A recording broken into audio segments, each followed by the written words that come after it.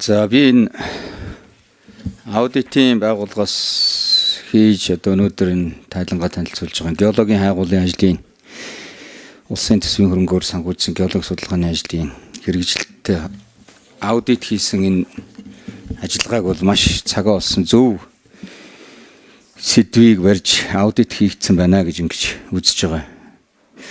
Аудитын гаргаж ирсэн дүгнэлт, аудитын одоо судалсан судалгаа гаргаж ирсэн дүгнэлтийг үзэхэд би бас жоохон сэтгэл хангалтгүй байгаад байгаа. Аудитын байгууллагын оруулж ирсэн дүгнэлтээс ингээд аваад үзэхэд энэ геологийн судалгааны ажлуудыг хийгдсэнтэй холбоотой энэ ажлууд дээр ерөөсөө тийм бодлогын зөвлөмж бодлогыг нь тодорхойлох, бодлогыг нь хэрэгжилт цаашаа яаж бодлогоо авч явах гэдэг талаар ерөөсөө тийм дүгнэлтүүд оруулж ирээгүй. Энэ одоо геологи судалгааны ажлыг хийгдэж явах энэ явцад ямархуу асуудлууд гарч ирсэн тэрийг яаж шийдэх вэ гэсэн үр ашиг зарцуулалт тал дээрээ нэлээдгүй их анхаараа явцсан ийм дүгнэлт байна гэж ингэж харж байгаа юм. Бичсэн зүйлүүдийг ч гэсэн ингээд аваад үзэхэд бол нэг шаардлагагүй зүйлүүдийг жишээлбэл дүгнэлт хэлбэрээр ороод ирсэн байна уу даа л гэж ингэж харж байгаа. Жишээлбэл энэ Монголын стратиграфийн комиссын улсын зургийн редакцууд нууцлалын гэрээ байгуулаагүй энэ эрсдэлтэй байна ч гэх шиг энэ одоо жишээлбэл ямар ч шаардлагагүй нууцлал ямар ч шаардлагагүй зүйл баймар юм дээ. Яагаад ийм нууцлал гэдэг юм энэ дээр ингээд ороод ирчихв. За дээрээс нь тэр улсын ажлын байрны тодорхойлолтуудыг бас оруулаагүй байна. Гэх мэтлэн иймэрхүү нэг тийм бодлогын гэхээсээ илүү зүгээр ийм хэрэгжиж байгаа төслүүдийн хөрөнгө үр ашгийг зарцуулахтай холбоотой асуудлууд дээр илүүтэй анхаарад дүгнэлт хийсэн байна. Энэ жоохон учир дутагдaltaй байна гэж ингэж харж байгаа. За миний хувьд бол энэ үндэсний геологийн алба бол сайхан шинээр байгуулагдсан юм газар. Аль ч улсын хөгжиж байгаа орнуудын үндсэн одоо хамгийн тулгуур судалгаа бол энэ геологийн үндэсний албатай байдаг. Би бас өөрөө Эрдэнэс баялагын яамд ажиллаж байсан хүн. Энэ геологийн улсын алба гэдэг бол ямар чухал вэ гэдэг нь зөвхөн энэ манайхан бол Эрдэнэс баялаг ашигт малтмлын хэрээнд энэ байгууллагыг хараад байгаа. Гэтэл энэ чинь хот төлөвлөлттэй холбоотой, хөдөөж явах, ургац хурааж авахтай холбоотой, усны судалгаа, хот төвлөрөл гэх мэтлэн маш олон салбарууд ерөөсөө энэ геологийн судалгааны ажил хийгдээгүй гэр цаашаа энэ хот томоохон хэмжээний хөрөнгө оруулалт сая дэдүцийн төслүүд бас ярьж байна. Замын зураг хаагуур явах уу, яах уу, ямар газар, ямар одоо ургамал тарих уу, ямар бордоо хэрэглэх үү гэдэг чинь бүгдээрээ энэ судалгааны үр дүн дээр гарч иж идэг ийм зүйл л дээ. Тэгэхээр би энэ дээр юу гэж хэлэх гэж нэхэр зэрэг энэ геологи судалгааны ажил бол Монголд хамгийн чухал. Би аудитын энэ дүгнэлтээр үндэслээд засгийн газарт бүр тодорхой чиглэл оруулж ирж өгөх ёстой ийм зүйлийг би хүлээж ирсэн. Геологи судалгааны ажлыгаа өшөө илүү нягтруулаа. Масштаб нь 1-ийг харьцан 200 мянга дууссан. Одоо 1-ийг харьцан 50 мянга явж байна. Зарим одоо хот төвлөрөл хийх гэж байгаа хар хоринч гэдэг юм уу гэх мэтлэн ингээд төлөвлөж байгаа газрууд дээр бүр 1-ийг харьцан 10 мянга 5 мянгаар хэмжээнд наривчилж бид нар судалгаануудаа хийж ээж бид нар ирээдүйд үүсэх эрсдлээ сэргийлж чадна шүү дээ. Бид нар одоо Улаанбаатар хотод метро барина гэдэг байна. Яг аль гадрын газрын доорх усны асуудлууд нь байгаа мó, газрын хөрс нь урах юм уу гэх мэт энэ судалгаанууд чинь бүгдээрээ энэ геологи судалгааны алба суурь судалгаан дээр үндэслэж цаашаа явах хэрэгтэй. Гэтэл өнөөдөр энэ судалгаанууд нь хангалтгүй байгаад байна. Миний асуух гэж байгаа зүйлүүд бол энэ судалгаануудыг дахиад би минут авч болох уу? За 1 минут өгчээ. Яачлаа. Тэгэхээр миний асуух гэж байгаа зүйл юу юм бэ гэхээр зэрэг нэгдүгürt энэ бодлогын салбарын бодлогууд нь тодорхой байгаа мó. Манай аудитын энийг үзээд өмнө нь бол Эрдэнэс баялагын салбар төрөөс баримтлах бодлогын баримтчгээ байдаг байсан. Алсын хараа гээд 2030 гээд төрийн том бодлого бодлогдсонтой холбоотойгоор энэ салбарын жижиг бодлогуудыг бүгдэрингийн хүчингү болгочихсон. Одоо энэ салбар ямар бодлогоор явж байгаа? Цаашид бодлогын яаж өг гэж та нар зөвлөж байгаа юм бэ? Энийг аудитын газраас болно. Одоо асуудал хариуцж байгаа үндэсний геологийн ажлын албаных нь ирсэн байгаа юм байна. Албаныхнаас бас асуумаар байна. За хоёрдугаарт нь бид нар аливаа юм шинжлэх ухаанчаар хандъя гэдэг байгаа. Энэ шинжлэх ухаанчаар хандахын тулд хэрэгжүүлж байгаа бүх төсөл хөтөлбөрүүд дээр эдийн засгийн хөгжлийн яамтайгаа манай үндэсний геологийн алба хамтарч ижмаар байна. Энэ бол Эрдэнэс баялагын яамны уул уурхай яамны харьяа газар биш. Энэ бол засгийн газрын харьяа бүх төсөл хөтөлбөрүүд дээр холбоотой явдаг ийм газар. Шинжлэх ухаанчаар хандахын тулд энэ дэр бүх газруудтай хамтарч ажиллах ийм шаардлагатай байна гэж ингэж үзэж байгаа. За энэ асуултууд дээр та бүхэн бас өөрийнхөө байр суурь. За тэр аудитын байгууллагаас улсын төсвийн хөрөнгөөр санхүүжүүлсэн геологийн судалгааны ажлыг хэрэгжилт үр дүн аудиттай холбоотой хамгийн ихэнд дурдсан тэр нууцын асуудлыг яагаад хөндөх болсон бэ гэхээр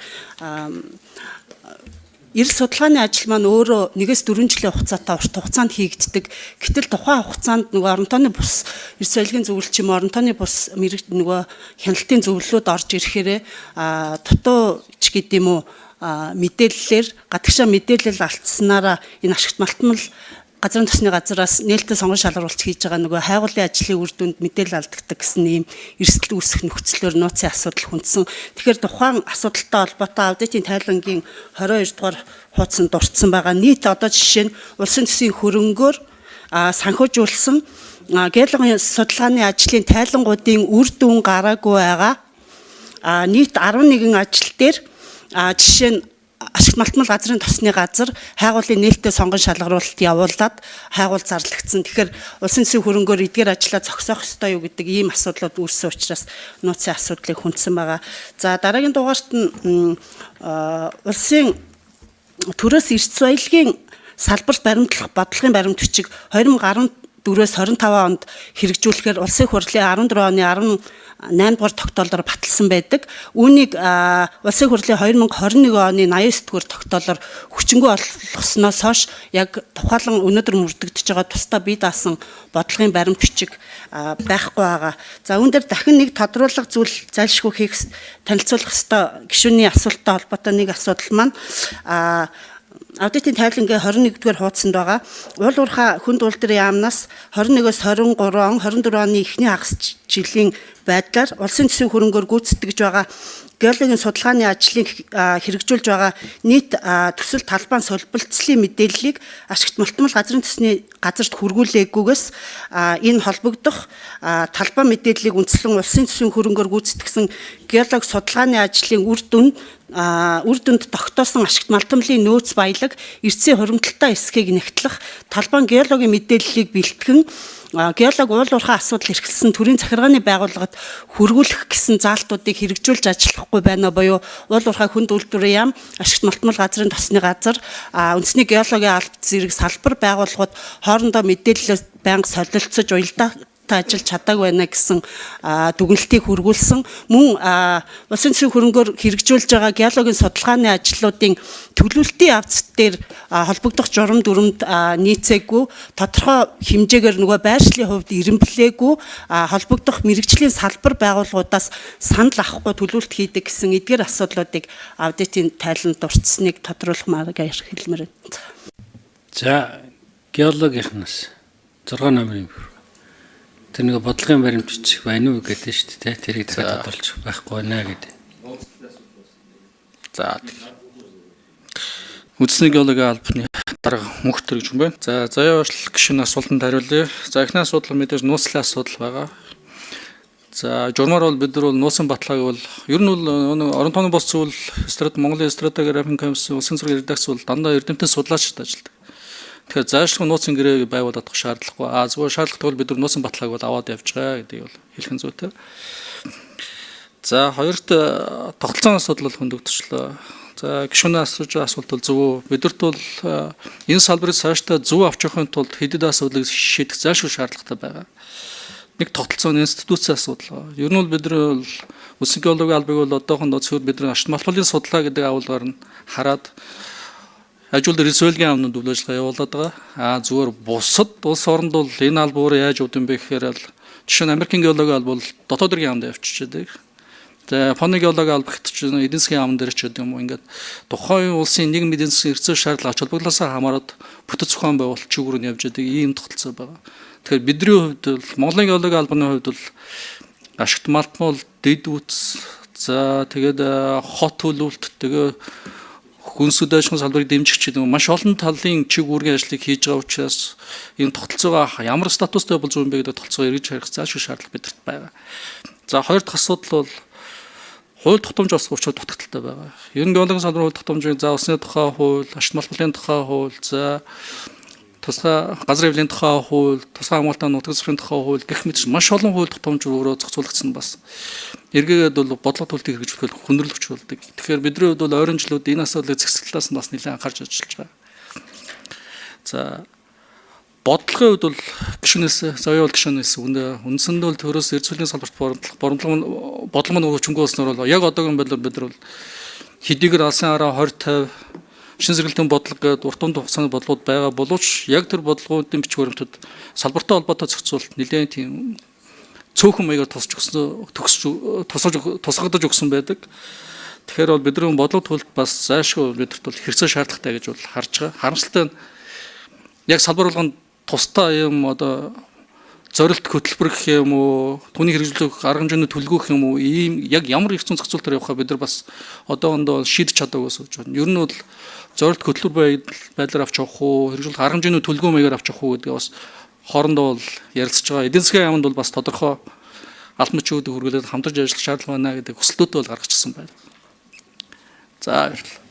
За тэгэхээр саяны аудитын байгууллагын одоо оруулж ирж байгаа энэ дүгнэлтийг үндэслээд бид нар энэ засгийн газар руу тодорхой чиглэл өгөх ийм шаардлага байна уу гэж ингэж харж байгаа. Зүгээр ингээд сонсоод өнгөрөх биш. Бид нар энэ аудитын байгууллага бол манай улсын хурлын дэргэд ажиллаж байгаа засгийн газрын одоо хууль тогтоомжийг хэрэгжүүлж байгаа явцад нь хяналт тавиад улсын хурлдаа эргэж тайлгнаж байгаа. За энэ дээрээс нь үндслээд улсын хурл эргэх холбоотой буюу өөрөөр хэлбэл явж байгаа бодлого шийдвэрийн зөв буруу гэдэг дээр нь засгийн газар руу тодорхой чиглэл өгөх, магадгүй байнгын хорооноос тодорхой шийдвэрүүдийг гаргаж засгийн газар руу өгөх чиглэлээр бас ингэж ажиллах нь зөв юм болов уу гэж ингэдэг ийм саналтай байгаа юм. Цаашдаа манай аудитын газрынхан маань цаашдаа хийгдсэн аудитын дүгнэлт оруулж ирэхдээ энэ холбогдох шийдвэрүүдийн саналыг бас оруулж ирж явж ивэл зөв байхаа гэж ингэж бодож байна. Саяхан хойшлогдсон тэр оюутлогоор хийгдсэн аудитыг болвол эрх хамрын чуулганаар бид нар олон нийтийн монголчуудын нийт ард иргэдийн хэмжээний асуудал болгож нэлээдгүй өргөн хүрээнд хилцүүлэх хийх